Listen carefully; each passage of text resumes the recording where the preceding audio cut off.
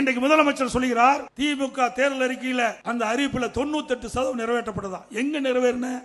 நீ நிறைய கிராமத்துல இருந்து வரைக்கும் 100 நாள் வேலை திட்டம் 150 நாளா உயர்த்தினாங்களா? சம்பளம் உயர்த்தினாங்களா? செஞ்ச வேலைக்கே சம்பளம் கொடுக்க முடியல இந்த ஆட்சியில. ஏழை எளிய மக்கள் இன்றைக்கு கிராமத்தில் இருக்கின்ற அந்த 100 நாள் வேலை திட்டத்தில் பணிபுரிந்த பெண் ஊழியர்களுக்கு முறையாக சம்பளம் கூட கொடுக்க முடியல. இன்றைக்கு மத்திய அரசு கிட்ட நாங்கள் வாதாடி போராடி, ஆளுங்கட்சியாக இருந்தாலும் எதிர்கட்சியாக இருந்தாலும் மக்கள் பிரச்சனை வருகின்ற பொழுது மக்களுக்காக குரல் கொடுக்கின்ற ஒரே கட்சி அண்ணா திமுக கட்சி. அந்த அடிப்படையில் மத்திய அமைச்சரை சந்தித்து தமிழ்நாட்டிற்கு 100 நாள் வேலை திட்டத்தில் பணிபுரிந்த மக்களுக்கு இன்றைக்கு மத்திய அரசிலிருந்து நிதி கிடைக்கவில்லை என்று மாநில அரசு இன்றைக்கு குற்றம் சொல்லிக் கொண்டிருக்கின்றது. உடனடியாக மத்திய அரசு அந்த ஏழை மக்களுக்கு கிடைக்க வேண்டிய நிதி கிடைக்க வேண்டும் என்று கோரிக்கை வைத்துடன் முதல் கட்டமாக 2999 கோடி நிதியை விடுவித்த மத்திய அரசாங்கம்.